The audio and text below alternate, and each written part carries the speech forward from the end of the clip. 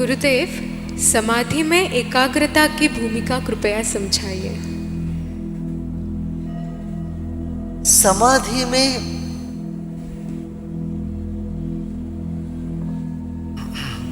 में एकाग्रता का भूमिका।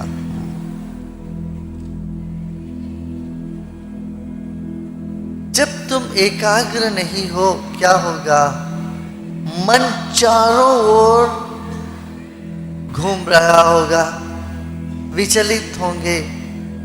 और एकाग्र होते ही मन में बल आता है। बल मिलने से समाधि लगती है। मन बड़ा कमजोर हो तो समाधि कैसे लगेगी? मन में बल लाने के लिए यही करना है हमको। क्या? एकाग्र होना है।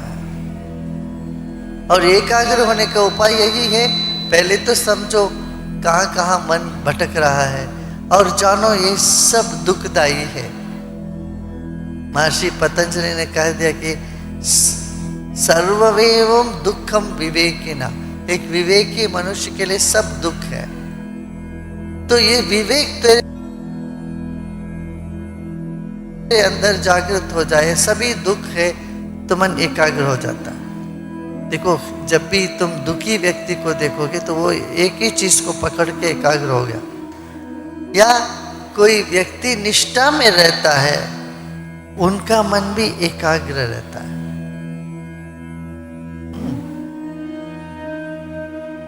किसी को कुछ चाहिए, एक लक्ष्य, वो भी एकाग्र में रहता है। उनका वो लक्ष्य ही दिखता है और कुछ नहीं दिखता। इस तरह से कई तुम्हारी वो संभावना है जिससे तुम मन को एकाग्र कर पाओ। जब मन को एकाग्र किया तो फिर वो मन विकसित भी हो सकता है और विश्रांति में भी जा सकता है, तब समाधि लगती है।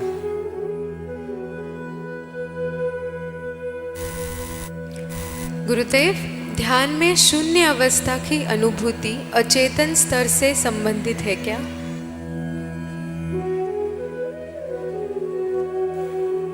शून्य अवस्था, जब भी तुम शून्य अवस्था में जाते हो, क्या होता है? संस्कार छूटते हैं। जो छिपी हुई संस्कार है हमारी मन के अंदर, वो बाहर आने लगते हैं, विचार आने लगते हैं, भावनाएं उमड़ने लगती हैं। इसलिए हमें बार बार अंतर्मुखी होके समाधि में जाना पड़ता है। समाधि में थे और कुछ विचार आया, फिर मन ऊपर आया, फिर किसी भी प्रकार का ग्लानि को अपना ये बिना फिर से ध्यान में चले जाना चाहिए।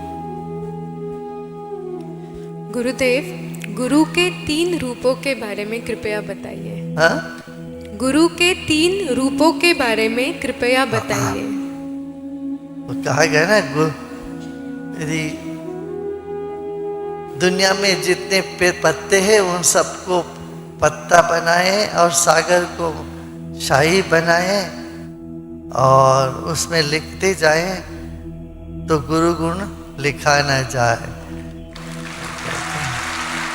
माने गुरु के बारे में तुम जान नहीं सकते हो, पूरी तरह से जानना मुश्किल है। यदि जान लोगे तुम गुरु ही उनके अंग बन जाओ। गुरु के अंग बने बिना गुरु को नहीं जान सकते।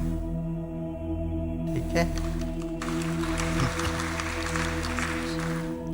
गुरुदेव, उडुपी में श्री कृष्ण जी को चामुंडी जैसे अलंकृत किया जाता है। कृष्ण और काली के रूप पूरी तरह से विपरीत होके भी एक रूप क्यों माने जाते हैं?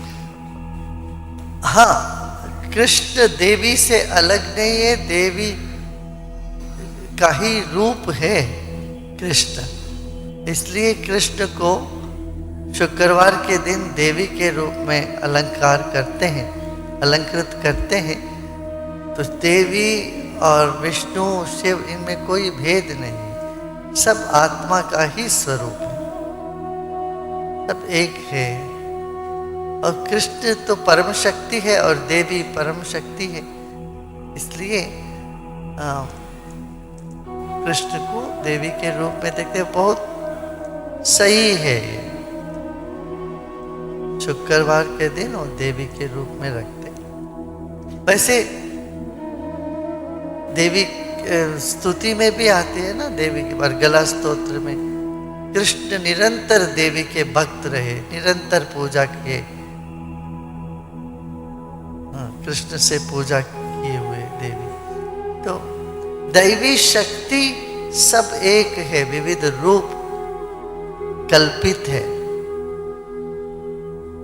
और एक ही शक्ति को अलग अलग तरह से मानते हैं। और जैसे देवी षोडश कला की पूर्ण है, ऐसे कृष्ण भी षोडश कला संपूर्ण। ऐसे श्री रामचंद्र जी का मंत्र देखो तो उनके नाम श्री राम से, सीता राम से तारा निकला, सीता से तार ले लिया, राम से रार ले लिया तो तारा हो। तो तारा और सीता में, श्री राम में कोई भेद नहीं है। ऐसे काली का जो बीज मंत्र है, कृष्ण का बीज मंत्र एक ही है, तो इसलिए काली को कृष्ण का रूप मानते। यानी ये नाम रूप जगत में विविधता है, इन सब को सम्मान करते हुए और नाम और रूप से परे जाना चाहिए। वही समाधि लगे, वही ध्यान, वही सच्चाई है। सूक्ष्म जगत में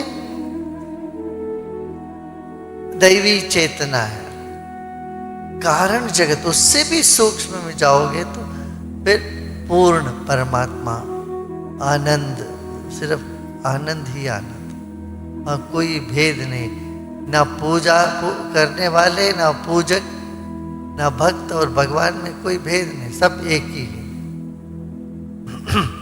ठीक है, आज इतना काफी है ना।